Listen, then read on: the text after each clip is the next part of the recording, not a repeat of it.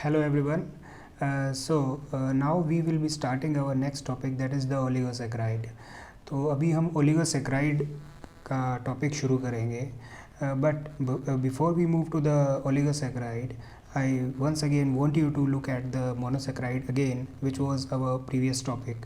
सो monosaccharide हालांकि paper में ज़्यादा तो नहीं पूछा जाता, but monosaccharide becomes the base for the oligosaccharides and the polysaccharide. So monosaccharide इसलिए ज़रूरी है क्योंकि अभी जो हम ओलिगोसेक्राइड में पढ़ेंगे, मोनोसेक्राइड तब हमारे काम में आएगा. कैसे? जैसे हमने मोनोसेक्राइड्स में pyranose foam, furanose foam, alpha foam, beta foam या फिर डी एंड एल आइसोमर्स के बारे में पढ़ा, तो वो चीज़ें अभी यहाँ पर हम पढ़ेंगे दोबारा से, और वो अल्टीमेटली काम में आती हैं जब हम स्ट्रक्चर्स पढ़ते हैं, और स्ट्रक्चर्स के ऊपर क्वेश्चन हर बार आता है. तो इसलिए मोनोसेक्राइड्स का चैप्टर अगर आपने नहीं समझा है तो प्लीज़ एक बार समझ लीजिए, because it is going to be useful now. And if you have any doubt regarding the structures of monosaccharide, then please do comment in the comment box, so that आपको कोई भी कन्फ्यूजन ना हो oligosaccharides या polysaccharides को समझने में. So now moving to the oligosaccharides, so let's see the topics that we are going to discuss today. So these are the topics that we are going to discuss in this video. The first is the structure of monosaccharides, that is the glucose, fructose and galactose. So these three will be discussed in this video.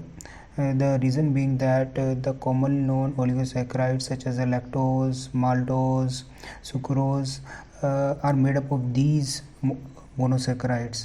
So हम पहले इन monosaccharides के structure को समझेंगे, उसके बाद हम कुछ एक ओलिगोसेक्राइड्स को डिस्कस करेंगे, जिससे हम ओलिगोसेक्राइड्स को और अच्छे से समझ सकते हैं. और मैंने आपको पिछली वीडियो में ग्लूकोज और फ्रक्टोज के स्ट्रक्चर के बारे में अच्छे से बताया है. Now in this video I will be taking lactose as well. So after that जब हम ये चीज़ें जान जाएंगे, तब हम नेक्स्ट टॉपिक देखेंगे, रिड्यूसिंग और नॉन रिड्यूसिंग शुगर्स क्या होते हैं. So this is an important topic.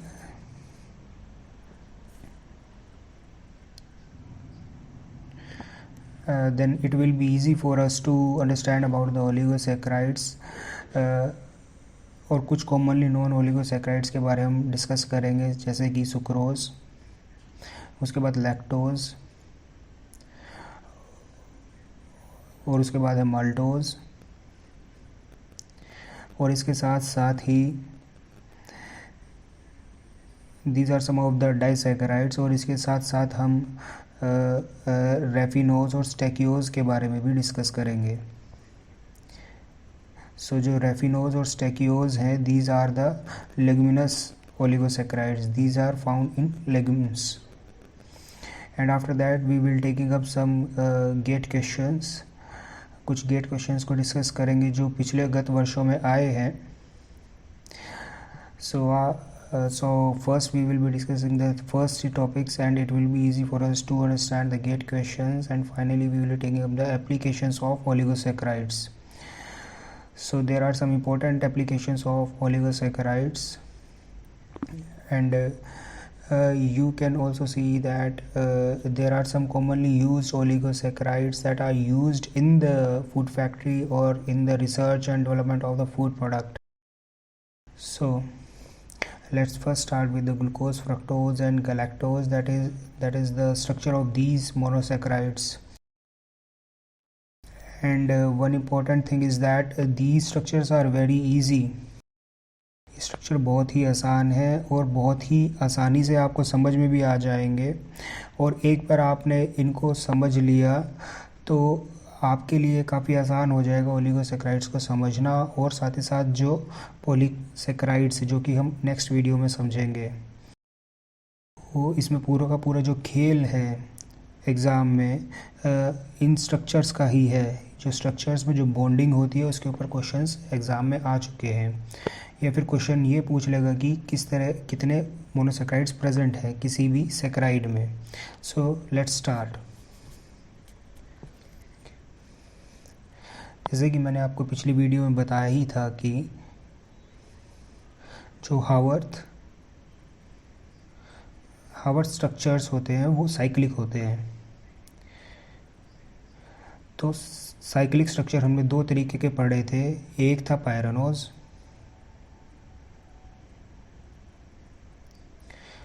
और दूसरा था फ्यूरानोज। सो पहला था पायरानोज और दूसरा था फ्यूरानोज। और उसके साथ साथ एनोमेरिक कार्बन के बेसिस पर हम अल्फा और बीटा की फॉर्म में इनको दर्शाते हैं, ठीक है। So if you know what is pyranose and what is furanose, then it is good. So if you do not know then no problem। मैं अभी फिर से आपको बता देता हूँ कि पायरानोज क्या होता है। पायरानोज में 5 कार्बन रिंग बनता है और वहीं फ्यूरानोज में 4 कार्बन रिंग बनता है। Let's start with pyranose. Suppose कोई भी हेक्सोसिस है, let's take an example of glucose. Glucose एक तरीके का हेक्सोसिस है।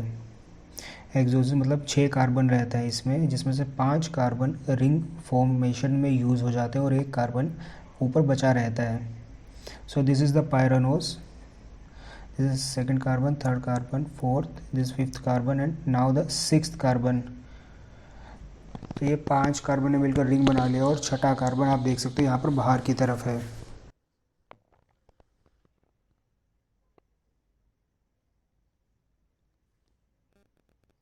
So now let's, if we talk about the alpha D glucose, तो इसका स्ट्रक्चर कैसा हो जाएगा। सो नीचे की तरफ अल्फ़ा हो जाएगा, इट मीन्स OH नीचे की तरफ, और यहाँ पर सेकंड कार्बन पे नीचे की तरफ, थर्ड पे ऊपर की तरफ, फोर्थ पे फिर से नीचे की तरफ, right.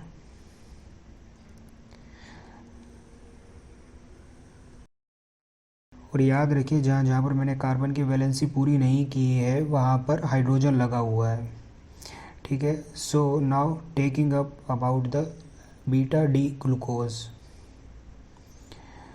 So beta D glucose का स्ट्रक्चर कैसा होगा, वो भी इसी तरीके का होगा, बस जो OH है, जो फर्स्ट कार्बन पे OH है वो ऊपर की तरफ आ जाएगा ऐसे।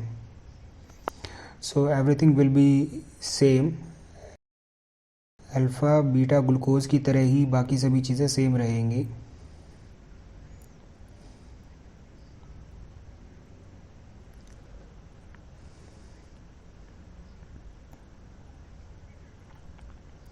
ये था बीटा डी ग्लूकोज, ये this was the pyranose form and the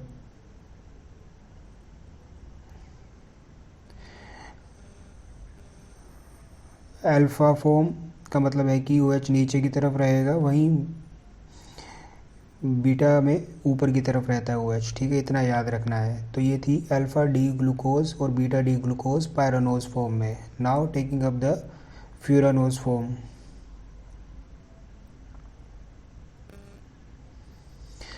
let's take an example of fructose.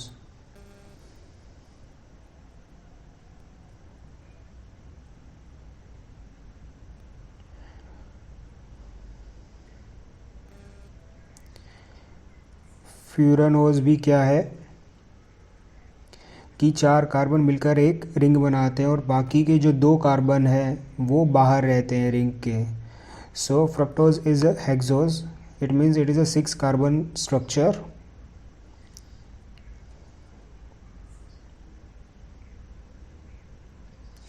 ये कुछ इस तरीके से स्ट्रक्चर रहेगा फ्रक्टोज का। आप देख सकते हो यहाँ पे 4 कार्बन रिंग में इन्वॉल्व है और आपको इसको इस तरीके से याद रख सकते हो कि ये एकदम अपोजिट रहेगा ग्लूकोज के। जैसे OH यहाँ पर ऊपर की तरफ आ जाएगा और CH2OH नीचे की तरफ आएगा, यहाँ पर OH ऊपर की तरफ, यहाँ पे OH नीचे की तरफ और यहाँ पर CH2OH ऊपर की तरफ। तो आप देख सकते हो ग्लूकोज और फ्रक्टोज में जो OH की पोजीशंस हैं एकदम अपोजिट दिख रही हैं, ठीक है।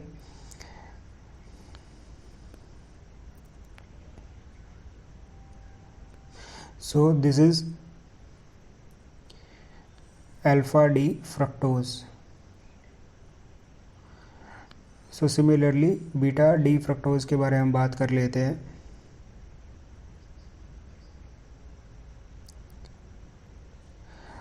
So its structure would be like this. यहाँ पर क्या आएगा, OH नीचे, OH नीचे की तरफ, OH यहाँ पर OH and this is CH2OH। तो जो फर्स्ट कार्बन है वहीं पर ही पोजीशंस रिवर्स होती हैं अल्फा और बीटा के केस में। अगर OH ऊपर की तरफ है तब बीटा होगा। Okay so it's my mistake.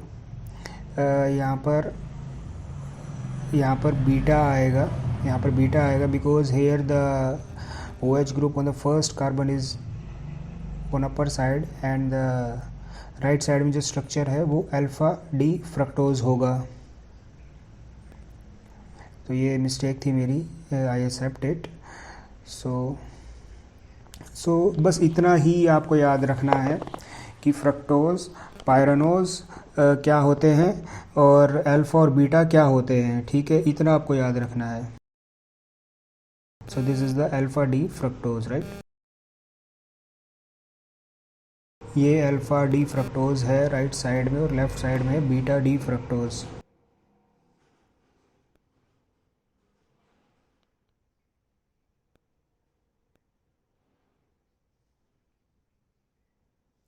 तो आपको बस इतना ही याद रखना है ग्लूकोज और फ्रक्टोज में कि second number carbon, third number carbon पर जो OH की पोजीशन है वो एक दूसरे के उल्टी हैं, रिवर्स है। ग्लूकोज में आप देखिए सेकंड नंबर कार्बन पे जो OH है वो नीचे की तरफ है, वहीं फ्रक्टोज में ऊपर की तरफ है। इसी तरीके से जो थर्ड कार्बन है वहाँ पर भी रिवर्स है, ठीक है। तो ये मैं आपको, ये अभी तक स्ट्रक्चर्स आए नहीं हैं एग्ज़ाम में, but you should remember these structures, these basic structures, and now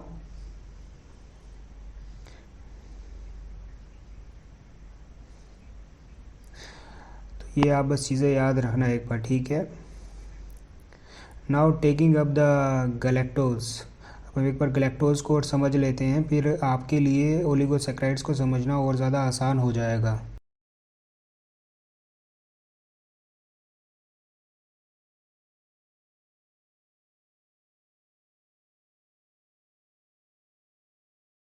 So let's start the galactose.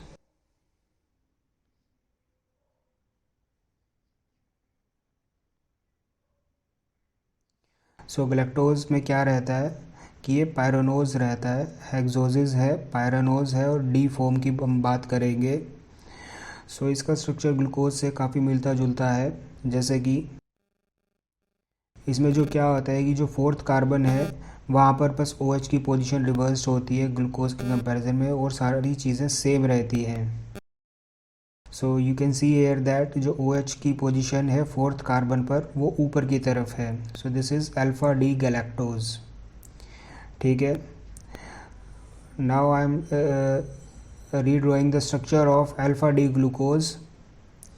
मैं अल्फा डी ग्लूकोज का स्ट्रक्चर दोबारा से ड्रॉ कर रहा हूँ ताकि आपको कंपैरिजन समझ में आ सके और स्ट्रक्चर को आप आसानी से याद रख सको।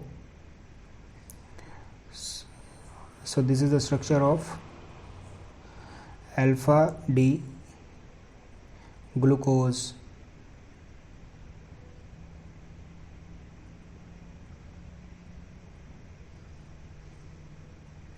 So the carbon number 4 position, the OH group on the carbon number 4th position is different from the galactose। तो बस यही डिफरेंस है।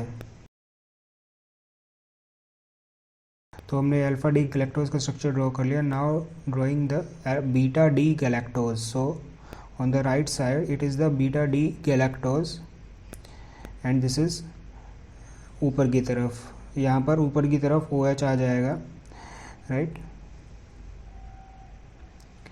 सो अल्फा डी गैलेक्टोज और बीटा डी गैलेक्टोज में आप अंतर समझ पा रहे हैं यहाँ पे स्ट्रक्चर्स में। So this was all about the monosaccharides and their structures, और मैं उम्मीद करता हूँ कि मैंने काफ़ी आसान तरीके से आपको समझाया होगा और आपको ये याद रखने हैं। And now we will understand about the reducing and non reducing sugars. So reducing और non reducing sugar क्या होते हैं? So please see here that so reducing sugar का ये मतलब होता है कि जो कार्बन नंबर 1 पे जो OH ग्रुप है ये किसी भी तरफ हो, इससे फ़र्क नहीं पड़ता। ये जो कार्बन नंबर 1 है ये किसी भी मोनोसेक्राइड से अगर बॉन्डिंग नहीं बना रहा है, यानी ये नॉन ऑक्यूपाइड है अगर, तब हम इसे बोलेंगे रिड्यूसिंग शुगर। ठीक है, if the carbon number 1 is non occupied and it means if it is not bonding with any other monosaccharide, then it is reducing sugar. So let's write down the definition of reducing and non reducing sugars.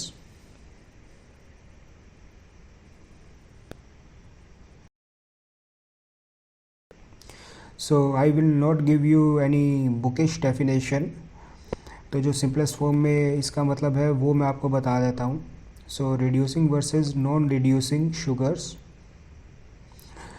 So reducing, so आपने 11th और 12th class में भी आपने पढ़ा होगा कि वो sugars जो फेलिंग्स और बेंडिक सॉल्यूशन को रिड्यूस कर दें वो होती हैं reducing sugar, Fehling's and Benedict solution, right. सो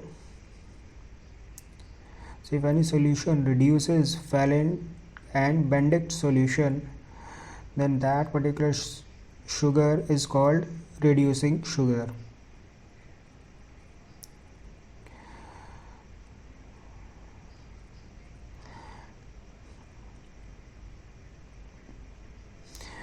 और ये जो होता है रिड्यूसिंग या नॉन रिड्यूसिंग, ये एनोमेरिक कार्बन की वजह से होता है।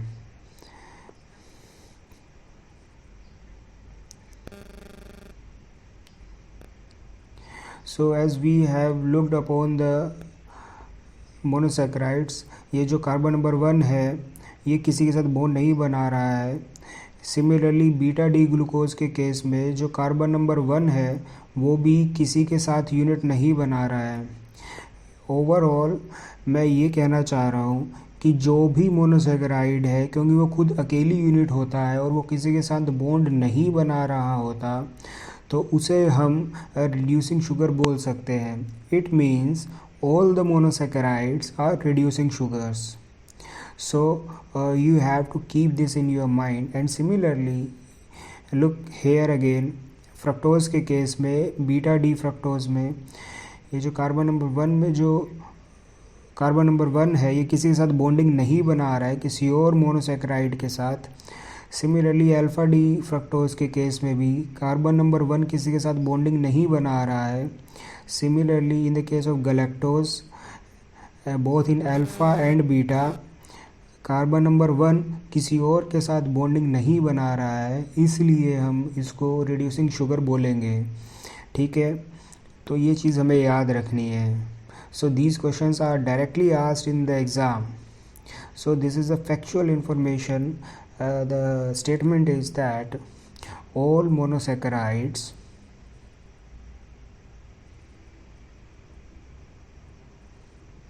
are reducing sugars. So this is a fact, right? So this is a factual thing. So now let's talk about some oligosaccharides. Oligosaccharides means any saccharide having more than one unit, such as sucrose, lactose, maltose. So specifically sucrose, lactose और maltose में 2 sugars present है, so they are called disaccharides, right? So let's start with some disaccharides. So disaccharides are considered under the oligosaccharides. So the first is the maltose. पहले maltose के बारे में समझते हैं। Maltose में कौन सी यूनिट्स रहती हैं? अल्फ़ा डी ग्लूकोज, और अल्फ़ा डी ग्लूकोपायरानोज, और इसमें बॉन्डिंग कौन सी रहती है? 1,4 अल्फा डी ग्लूकोपाइरानोज। तो ये आपको याद रखनी है, ठीक है, 1,4 और alpha D glucopyranose, and we can also write it as alpha 1,4 D glucopyranose. तो इसके स्ट्रक्चर को एक बार देख लेते हैं हम। So these are the 2 units of glucose in the maltose. तो ये ग्लूकोज की एक ये यूनिट हो गई, और जो दूसरी यूनिट है वो कुछ इस तरीके से है, और ये भी सेम ही है, that is alpha D glucopyranose. Alpha का मतलब क्या होगा कि OH नीचे की तरफ रहेगा दोनों ग्रुप्स में, दोनों स्ट्रक्चर्स में, and this is the complete structure of alpha D glucose. Similarly here again, यहाँ पे ऊपर की तरफ OH, यहाँ पे नीचे की तरफ OH, then CH2OH 5th carbon पे आ जाएगा। Alpha D glucose.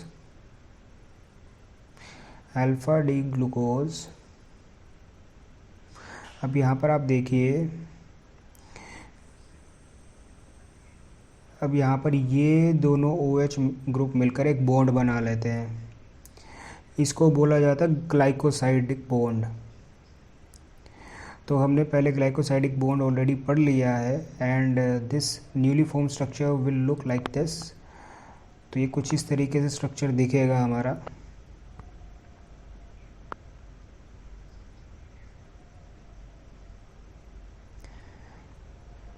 So this is the maltose, structure of maltose। तो ये स्ट्रक्चर हमें याद रखना है अच्छे से। अब यहाँ पर आप देखिए कि बॉन्डिंग कैसी कैसी हो रही है, एंड ऑल्सो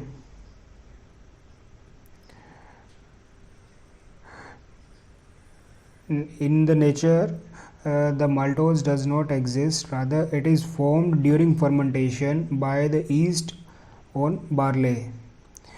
जब बार्ले की फर्मेंटेशन की जाती है, यानी स्टार्च जो होता है बार्ले में, तो स्टार्च से बनता है maltose, and specifically beta amylase is responsible for making maltose during fermentation.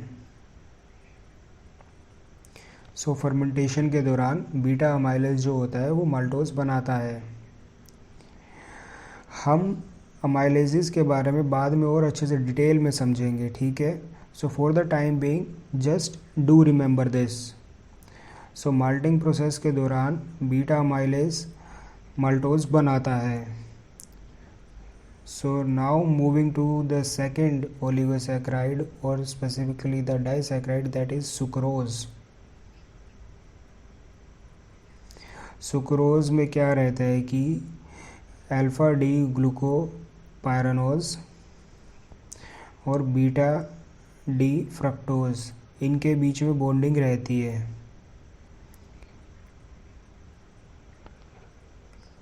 इसका फर्स्ट कार्बन और इसका सेकंड कार्बन के बीच में बॉन्डिंग बनती है।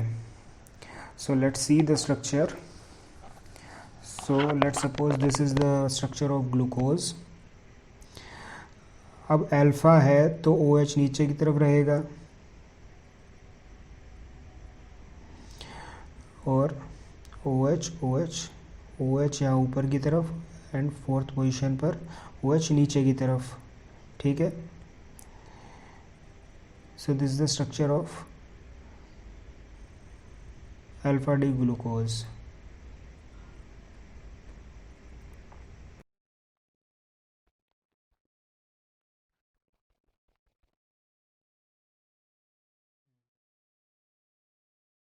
Now the structure of fructose. अब ये बीटा फॉर्म है तो इसमें OH ऊपर की तरफ रहेगा, और यहाँ पे नीचे की तरफ CH2OH, और हमें याद है कि ये ग्लूकोज का अपोजिट रहेगा सेकंड और थर्ड पोजीशन पे।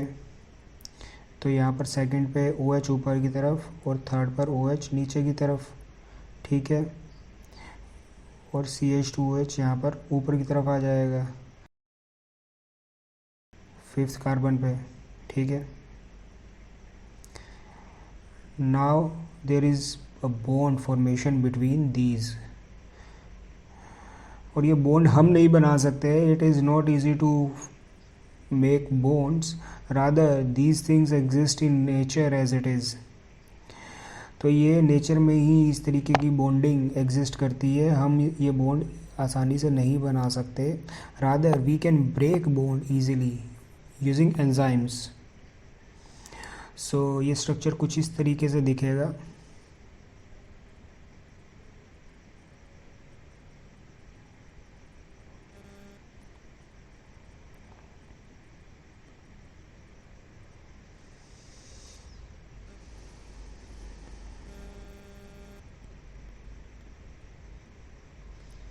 अब ये है ग्लूकोज का स्ट्रक्चर हमने ड्रॉ कर दिया है. अभी फ्रक्टोज का ड्रॉ कर रहे हैं और दोनों के बीच में बॉन्ड कुछ इस तरीके से बनेगा. सो this is the CH2OH, this is this.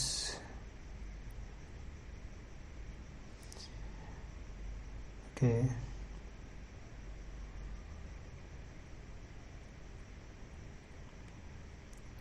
तो बाकी सभी चीज़ें वैसे की वैसी हैं.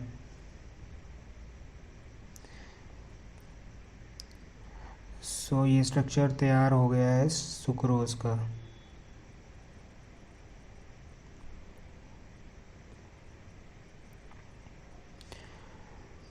तो इसको हम कैसे लिख सकते हैं, इसका अगर नोमेनक्लेचर किया जाए तो कैसे होगा कि अल्फ़ा डी ग्लूको पायरानोज और pyranosyl unit, it makes bond, यानी first carbon second carbon of beta D fructofuranosyl soil.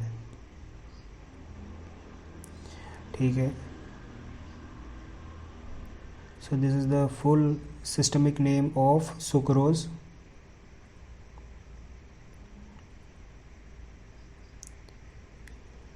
So this is the systemic name of sucrose. So now taking up the third oligosaccharide, that is the lactose. तो lactose के बारे में अभी समझते हैं हम. This is our third disaccharide.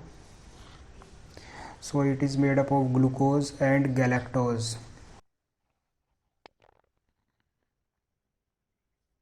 ठीक है. सो यहाँ पर ये दोनों जो हैं ये पायरानोसिल यूनिट्स हैं. सो let's see the structure of both of these. सबसे पहले हम ग्लूकोज का स्ट्रक्चर ड्रॉ कर लेते हैं. Alpha D glucose OH OH H OH, then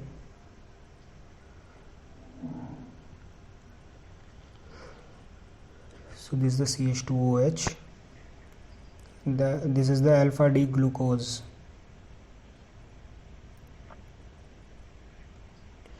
Now about the galactose. galactose का स्ट्रक्चर कुछ इस तरीके से रहेगा. यहाँ पर रहेगा OH ऊपर की तरफ. ठीक है, क्योंकि ये बीटा फॉर्म है और बाकी सभी चीज़ें वैसे की वैसी, सिर्फ फोर्थ नंबर पर OH जो है ऊपर रहेगा. This is the beta D galactose.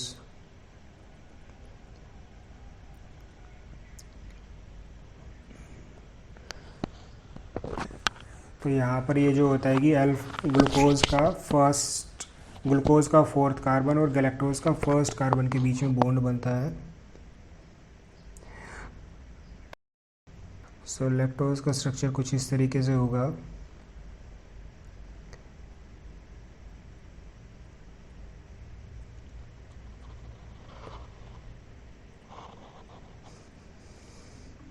So this is the glycosidic bond between these two units, that is the glucose and galactose.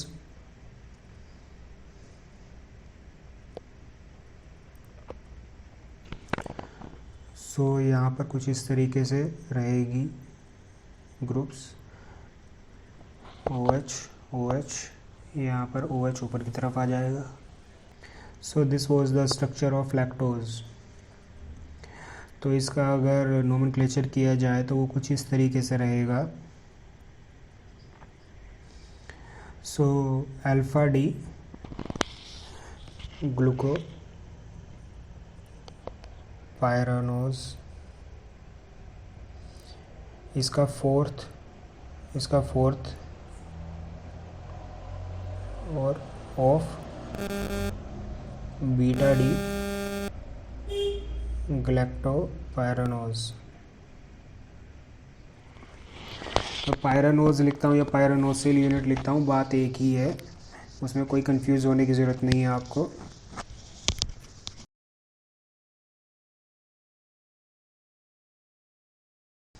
So many of you might be confused कि glucose का fourth carbon और galactose के first carbon के बीच में bonding होगी।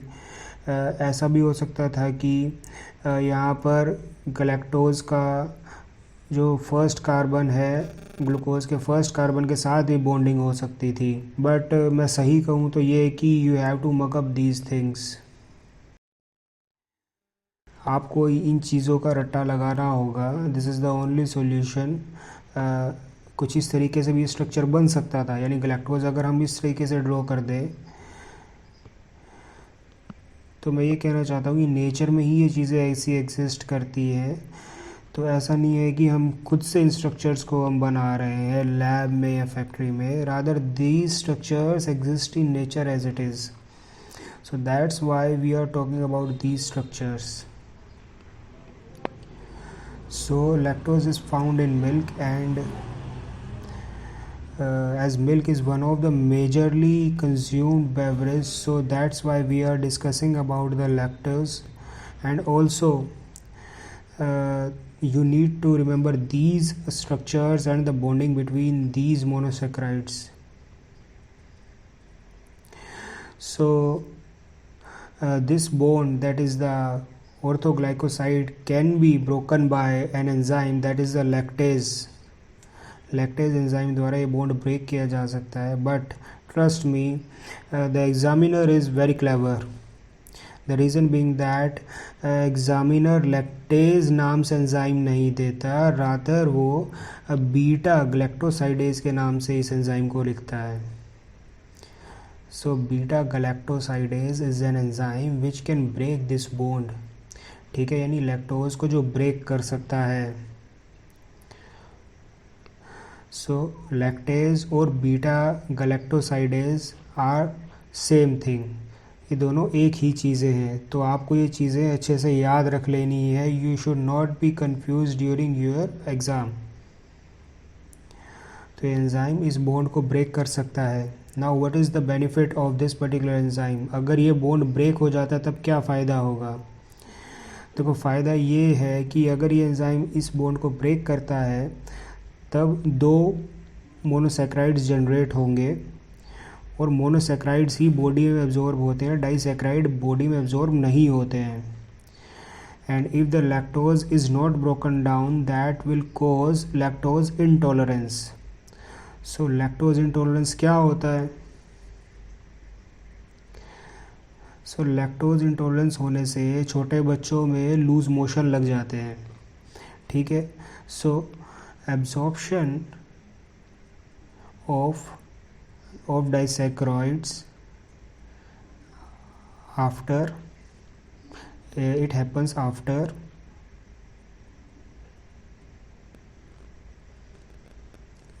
converting to monosaccharides।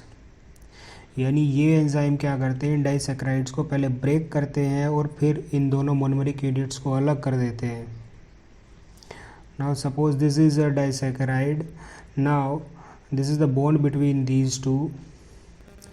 सो कोई enzyme इस bond को अगर ब्रेक कर देता है तब ये मोनोसैक्राइड्स की फॉर्म में ये एब्जॉर्ब हो जाते हैं। अदरवाइज़ क्या होगा कि इस तरह का डाइसैक्राइड जब इंटेस्टाइन में जाता है,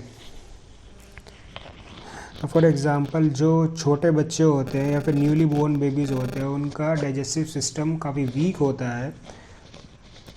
तो ये जो डाइसैकेराइड्स हैं ये इजीली एब्जॉर्ब नहीं हो पाते क्योंकि लैक्टेज एंजाइम की कमी होती है उनमें, तो जिस वजह से ये लैक्टोज मॉलिक्यूल ब्रेक नहीं हो पाता. So if the children is feeding on mother's milk और some mammals milk, then this lactose does not undergo break down. जिस वजह से क्या होगा कि suppose this is the intestinal structure, intestine का स्ट्रक्चर, और सपोज़ ये मॉलिक्यूल इंटेस्टाइन में पहुंचा, तो क्या होगा कि अब जो बॉडी है, बॉडी इस मॉलिक्यूल को आइडेंटिफाई करेगी एज ए आउटसाइड एजेंट. तो इसको बाहर निकालने के लिए ये ज़्यादा से ज़्यादा पानी इंटेस्टाइन में पुश करेगी, जिसका मतलब ये है कि बच्चे को डायरिया लग जाएगा. ठीक है, वाटरी लूज मोशन लग जाते हैं बच्चे को. तो इसलिए अगर लैक्टेज एंजाइम बॉडी में नहीं है तब इस तरह की समस्याएं देखने को मिलती हैं. मगर समय के साथ साथ लैक्टेज एंजाइम बच्चों में डेवलप हो जाता है. So this can cause diarrhoea if the lactase enzyme is absent in any newly born children or any newly born child, then diarrhea may happen. It means liquid stool. तो ऐसे में ये होता है कि बच्चे को या तो शुरुआती दौर में दूध नहीं पिलाया जाता या फिर स्पेशली प्रोसेस्ड मिल्क पिलाया जाता है जिसमें लैक्टोज की कंसंट्रेशन बहुत ही कम होती है. ठीक है, सो इसके बारे में हम बाद में डिस्कस करेंगे कि एफएसएसएआई रेगुलेशन क्या कहती है इस तरह के प्रोडक्ट्स के बारे में. So for now keeping our concentration back to the GATE exam.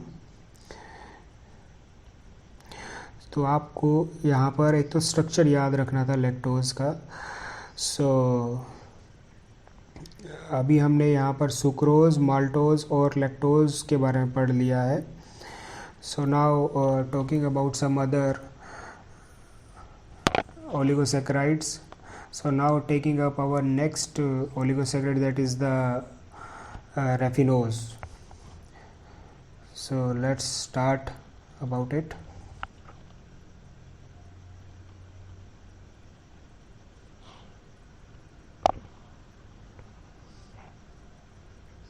So raffinose और स्टैकियोज दोनों के बारे में एक साथ पढ़ लेते हैं.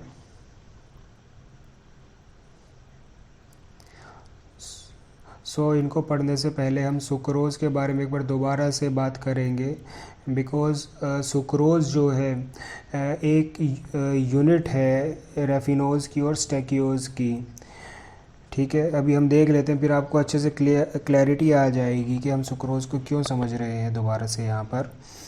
तो सुक्रोज़ में आप देखिए कि अल्फ़ा डी ग्लूकोज 1 और बीटा डी फ्रक्टोफ्रेनोसाइड की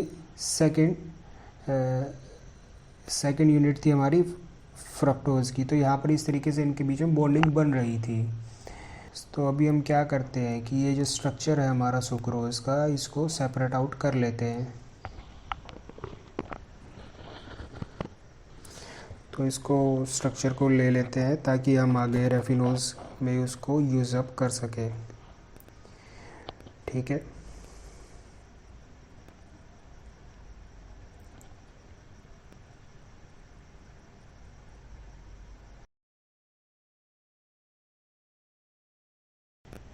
okay, so this is the structure of sucrose.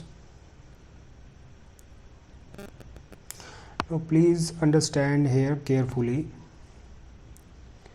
रेफिनोज़ में क्या होता है कि ये जो ग्लूकोज का ये जो 6th कार्बन है इसके साथ यहाँ पर गैलेक्टोज अटैच हो जाता है. सो गैलेक्टोज यहाँ पर आकर अटैच हो जाता है. तो ये कुछ इस तरीके से दिखेंगे स्ट्रक्चर. आप ये समझिए इसको कि फ्रक्टोज का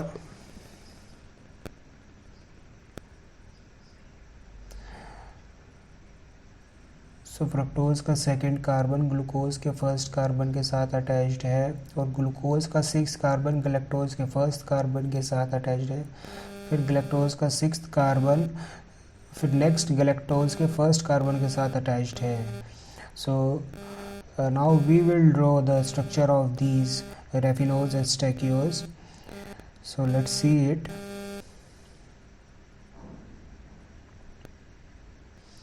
सबसे पहले हम क्या करते हैं कि ग्लूकोज का स्ट्रक्चर ड्रॉ कर लेते हैं। ये यहाँ पर था 6 कार्बन, दैट इज़ CH2OH। अब यहाँ पर क्या है कि गैलेक्टोज का फर्स्ट कार्बन इसके साथ अटैच होएगा। ठीक है, गैलेक्टोज का फर्स्ट कार्बन हमने यहाँ पर ड्रॉ कर लिया। तो ये वाला OH हट जाएगा। ठीक है, अब क्या होगा, अब इसका 6th कार्बन है, ये अगले गैलेक्टोज के फर्स्ट कार्बन के साथ अटैच होगा।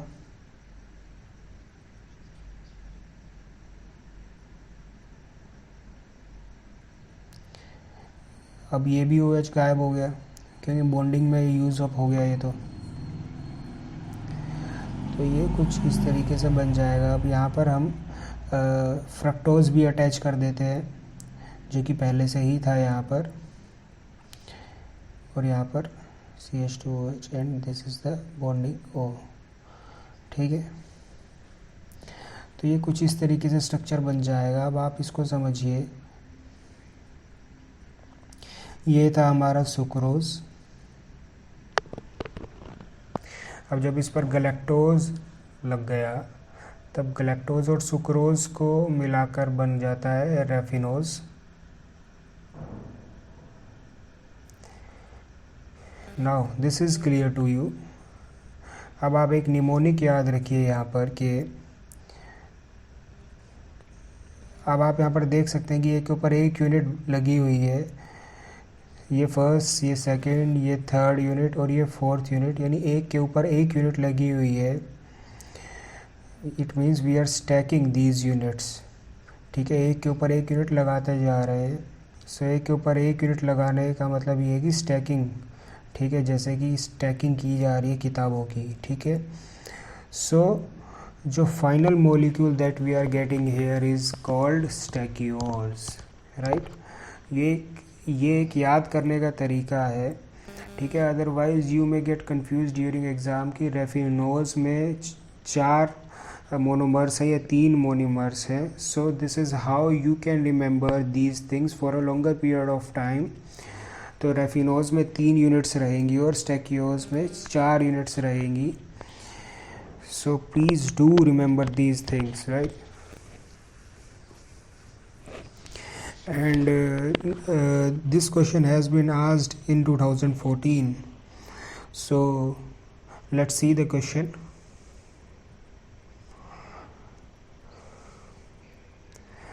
So this was the question that came in 2014. So the question is, the systemic name of sucrose is।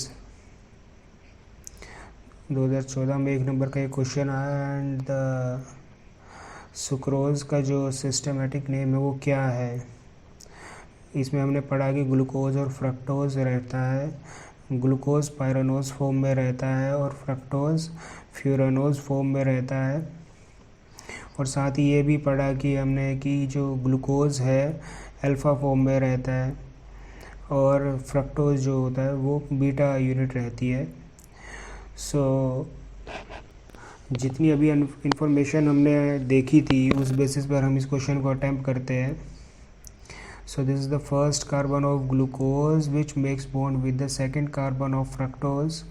So the first option alpha D fructofuranosyl, so this is beta, this should be beta. So the second option is alpha D glucopyranosyl, this is correct, ये तो सही है। और second carbon of beta D fructofuranoside, ये भी सही है। ठीक है, ये भी हमने ऊपर देखा। Now the third option alpha D glucopyranosyl, इतना तो सही है, मगर ये 2 आ गया तो ये गलत हो गया, because this should be 1। So now the fourth option that is the alpha D fructofuranosyl, that is this is incorrect, it should be beta. So the only option is B. So now moving to the next question that have come in the previous year. So let's see the question that is this. So the question is that indicate the correct group that contains a monosaccharide, disaccharide and a trisaccharide. Monosaccharide का मतलब है single unit, die का मतलब 2 unit और ट्राईसेक्राइड का मतलब 3 unit. So let's see the options. तो यानी हमें ऐसा ग्रुप बताना है जिसमें 1, 2 और 3 सैक्राइड्स वाले ग्रुप शुगर्स हों. सो let's see the first option. Glucose 1 unit रहती है, सुक्रोज में 2 रहती है, मैनोज में सिंगल यूनिट रहती है. वो अभी हम देखेंगे थोड़ी देर में, अगर आप भूल गए हैं तो.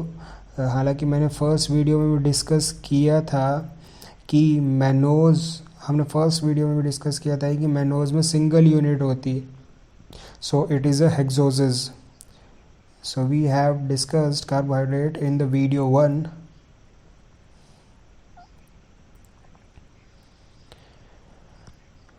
So this is a hexoses. Now the second option is ribose. Ribose 1 unit, lactose में 2 यूनिट, ग्लूकोज एंड गलैक्टोज रेफिनोज में 3 यूनिट्स रहती है. So this is the correct answer, right. Raffinose में अभी हमने पढ़ा था कि सुक्रोज प्लस गलैक्टोज, और सुक्रोज किससे मिलकर बना होता है, glucose and fructose. So these are the 3 units in raffinose.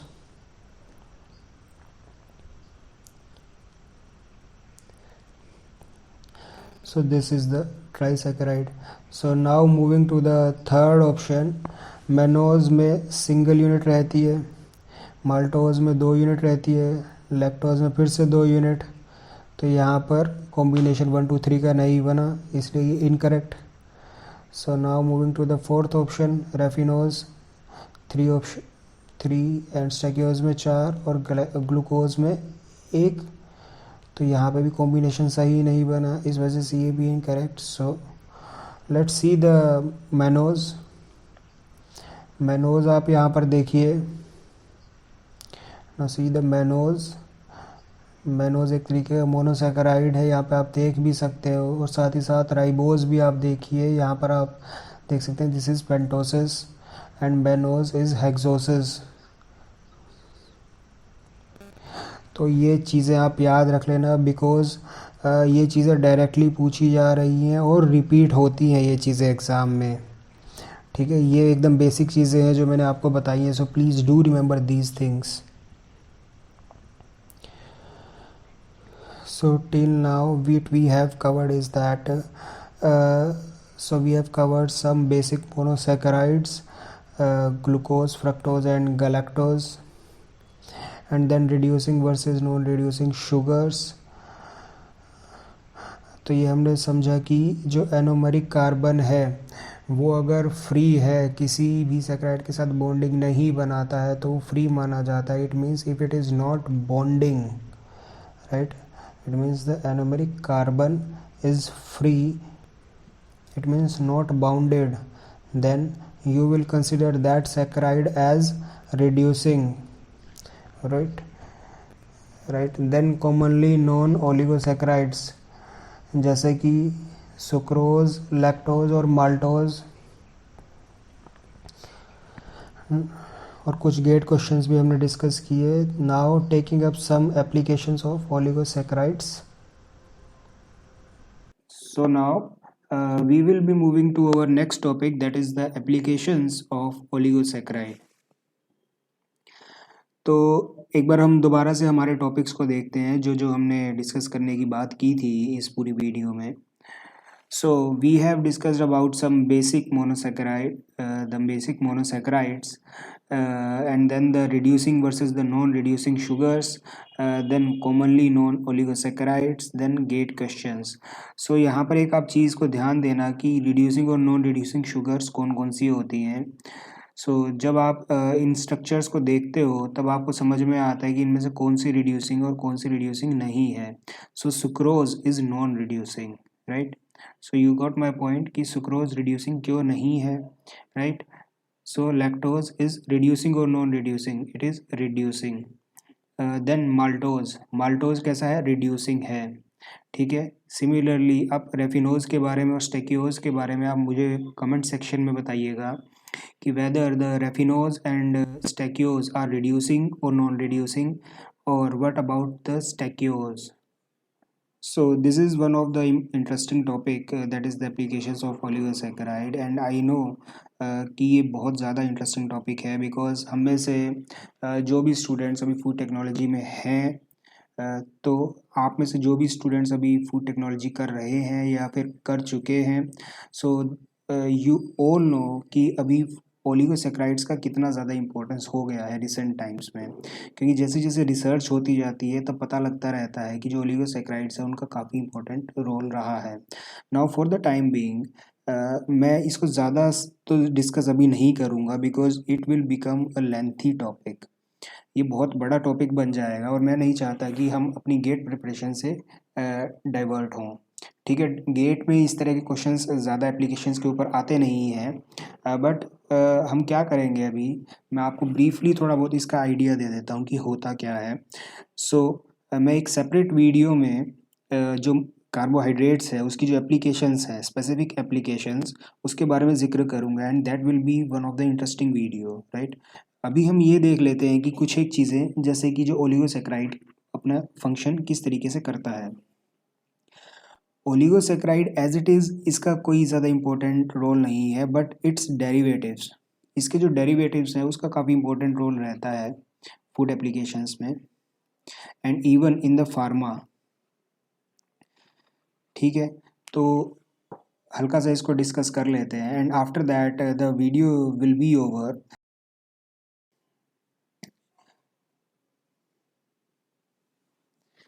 Applications को आप समझिए, एप्लीकेशंस ऑफ ओलिगोसेक्राइड। ठीक है, सो एप्लीकेशंस का मतलब ये है, एप्लीकेशन का मतलब ये है कि ओलिगोसेक्राइड का यूज़। ठीक है, इसका बेनिफिट क्या है ओलिगोसेक्राइड का। तो ओलिगोसेक्राइड क्या होता है कि ओलिगोसेक्राइड का खुद का कोई एज इट इज़ इतना बेनिफिट नहीं है, बट इट्स डेरिवेटिव्स, डेरिवेटिव्स का काफ़ी ज़्यादा रोल रहता है। अब डेरिवेटिव्स का क्या मतलब होता है। सो इन द प्रीवियस वीडियो हमने एक चीज़ देखी थी, हमने क्या देखा था कि जो मोनोसेक्राइड्स हैं वो कुछ एक रिएक्शंस करते हैं। यदि मोनोसेक्राइड्स का हाइड्रोजिनेशन होता है तब क्या बन रहा था, हाइड्रोजिनेशन होने से क्या बन रहा था, और इसका ऑक्सीडेशन होने से क्या बन रहा था, आप बताइए, कार्बोक्सिलिक एसिड बन रहा था, और हाइड्रोजिनेशन होने से पोलियोल्स बन रहे थे। ठीक है, तो पोलियोल्स का इंडस्ट्री में यूज़ है। फॉर एग्जांपल सोर्बिटोल, सोर्बिटोल के बारे में हमने देखा था हल्का फुल्का कि सोर्बिटोल क्या होता है, ग्लूकोज से बनता है, ये जो है ग्लूकोज से बनता है सोर्बिटोल, इसको इसलिए ग्लूसीटोल भी बोलते हैं। So it is also called as glucitol, sorbitol को हम ग्लूसीटोल भी बोलते हैं। ठीक है, अब सोर्बिटोल का एक ये रोल हो गया। इसी तरीके से इराइथ्रोज,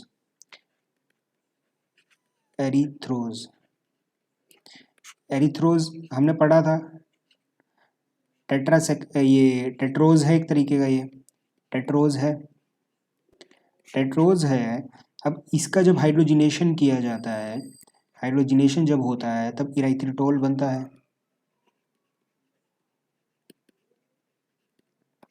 इराइथ्रिटोल या सोर्बिटोल, इसका आप फार्मा में काफ़ी हद तक यूज़ देखोगे और ख़ास तौर पे जो बेवरेजेस सेक्टर है उसमें काफ़ी इसका यूज़ रहता है। तो आपने कभी देखा होगा, अभी कोई सिरप है, अगर आप suppose if you are taking cough syrup, let's say about the cough syrup, अगर आप कफ सिरप की अगर बात करें तो कफ सिरप में कुछ एक मेन जो एपीआईज होते हैं, यानी जो फार्मास्यूटिकल इंग्रेडिएंट्स होते हैं जो आपके कफ को यानी खांसी को सही करते हैं, सपोज वो है एक्स, वाई और जेड। बट यहाँ पर एक चीज़ और लिखी रहती है, नीचे लिखा रहता है excipients, EXCIPIENTS। I hope this is the right spelling. I exactly do not know about it. But what comes under this excipient? Excipients में कुछ एक ऐसी चीज़ें रहती हैं जो इस पूरे XYZ को सपोर्ट करती हैं। ठीक है, तो मोस्ट ऑफ द केसेस में सोर्बिटोल रहता है वहाँ पर, जो उसको लिक्विफाई सेक्शन में लिक्विफाई रखता है, ठीक है, पूरे सिरप को, तो वहाँ पर सोर्बिटोल रहता है। इसी तरीके से इराइथ्रिटोल भी होता है, इराइथ्रिटोल का भी एक अलग फंक्शन है। And the sorbitol is made up of this glucose, glucose से बना था, ठीक है। ग्लूकोज कितनी एनर्जी देता है? 4 किलो कैलोरी पर ग्राम। बट सोर्बिटोल बहुत ही कम एनर्जी देता है, ठीक है, 2 किलो कैलोरी पर ग्राम। इराइथ्रिटोल 0 किलो कैलोरी पर ग्राम देता है। तो एक ही चीज़ आपको समझनी है कि यहाँ पर 0 किलो कैलोरी पर ग्राम अगर दे रहा है और सोर्बिटोल वहीं पे 2 किलो कैलोरी पर ग्राम दे रहा है, so which one is better? So erythritol is better. But दोनों का रोल अलग रहता है, ठीक है। अभी हम अगर बेवरेजेस की बात करें, बेवरेजेस का मतलब ये है कि जो भी आप सॉफ्ट ड्रिंक्स आप कंज्यूम करते हो या फिर जो भी लिक्विड आप कंज्यूम करते हो other than water, all of the things come under beverages if there is any addition of water. So what is the meaning of beverages? beverages क्या होते हैं? beverages का मतलब क्या है कि कोई भी चीज़ है, पेय पदार्थ कोई भी है, तो उसमें अगर आप पानी डाल दो तो वो बेवरेजेस कहलाया जाता है। सो जूस है, जूस तब तक जूस है जब तक वो प्योर फॉर्म में है। If it is in pure form, यानी आपने किसी फ्रूट से जूस एक्सट्रैक्ट किया, then that will be called juice. But when you add water in it, जब आप उसमें पानी डाल देते हो, so now it becomes beverage, beverage की कैटेगरी में आ जाता है अभी ये, ठीक है। अब ये बेवरेज की कैटेगरी में आ जाता है। तो एक ही सिंपल सी मैं आपको बस वैसे ही चीज़ें कुछ एक बता रहा था। So now I am telling you about the role of erythritol. Erythritol में क्या रहता है कि suppose you are making some let's say non sugar beverages, non sugar beverages suppose आप बनाते हैं। अब क्योंकि उसमें शुगर तो है नहीं, तो शुगर जो अभी तक किसी बेवरेज में विस्कोसिटी दे रहा था, तो भी वो विस्कोसिटी कहाँ से आएगी? यानी जब हम किसी भी पेय पदार्थ को कंज्यूम करते हैं तो जो माउथ फील होता है, ठीक है, जो मुंह में हम उस पदार्थ को रखते हैं, किसी भी जूस को या किसी भी पेय पदार्थ को, किसी भी सॉफ्ट ड्रिंक को, तो उसकी जो विस्कोसिटी जो हम मुंह में अपने फील करते हैं, that is the mouth feel. तो अगर हम शुगर नहीं डालेंगे तो वो कहाँ से आएगी? यानी कोई ऐसे सब्सटेंस होने चाहिए जो उसको वो विस्कोसिटी दे, right. So erythritol can be used. Similarly, generally people also use pectin or Gillan gum, but all of these are having different role. अभी पैक्टिन या जिलैन गम आप डालोगे तो ये सॉल्यूशन को क्या है, विस्कस तो करेगा, but because of the acidity pectin पर जिलेशन भी हो सकता है, right. And it will also make the beverage turbid, turbid भी बना देगा, ठीक है। So there are different applications. So this was one about how you use the ingredients in the product development, and there are other things as well. अब क्योंकि ये सिर्फ यहाँ पर आप फिर से देखिए कि 2 किलो कैलोरी पर ग्राम दे रहा है, but it also gives you sweetness. अगर हम इराइथ्रिटोल की बात करें तो वो कैलोरीज तो दे नहीं रहा बिल्कुल भी, बट वो स्वीटनेस दे रहा है। So it has applications in making sugar free candies, candies में भी इस्तेमाल होता है या च्युइंगम में इस्तेमाल होता है, ठीक है। So for example now talking about the next thing, that is the maltose या माल्टीटोल, उससे जो बनता है। माल्टीटोल बनता है किससे? माल्टोज से।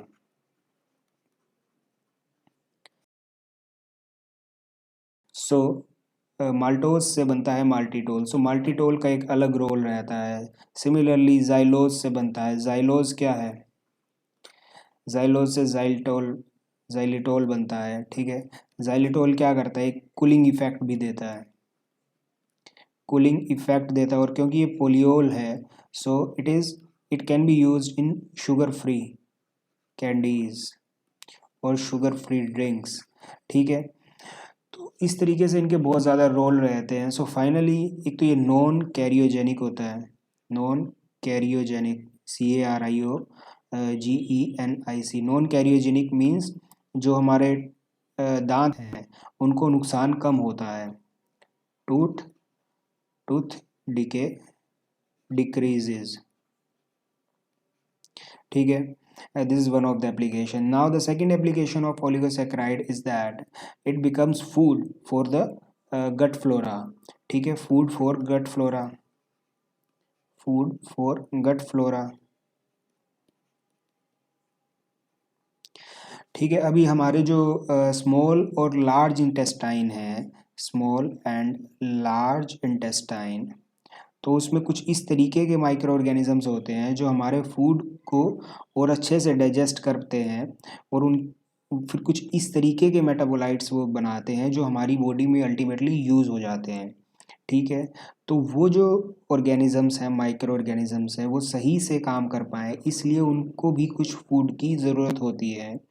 तो ऐसे में ये जो ओलिगोसैकेराइड्स हैं वो एज ए फूड यूज़ होते हैं। ठीक है, this was one of the these were the applications of oligosaccharides. सो यहाँ पर हमने सिर्फ ब्रीफली इन चीज़ों को समझा है कि जो ओलिगोसैकेराइड्स हैं या फिर जो मोनोसैकेराइड्स हैं उनकी क्या क्या एप्लीकेशंस हैं। बट ये चीज़ें बहुत ज़्यादा इंटरेस्टिंग होती हैं if you are in R&D। It means अगर आप रिसर्च कर रहे हो किसी भी फूड फैक्ट्री में या किसी भी फूड कंपनी में, then it becomes very much important for you to know about the applications of different ingredients। ठीक है, कभी कभार आपको कुछ ऐसे प्रोडक्ट्स बनाने होते हैं जो मार्केट में जिस तरह की डिमांड हो। अगर कंज्यूमर ये कहता है कि हमें शुगर फ्री प्रोडक्ट चाहिए, so you must know about कि आपको किस तरीके के इंग्रेडिएंट यूज़ करने हैं, राइट। सो ऐसे में अभी के लिए हम जो एप्लीकेशंस का पार्ट है वो अभी होल्ड पे रखते हैं। So we will be taking up this part again in one of the next video, so that कि जो आपकी गेट प्रिपरेशन है वो किसी तरीके से डाइवर्ट ना हो और गेट पे भी इजीली हम फोकस कर पाएँ। और साथ ही साथ बाद में एक सेपरेट वीडियो मैं बना दूंगा जिससे आप एप्लीकेशंस के बारे में और अच्छे से समझ पाओगे।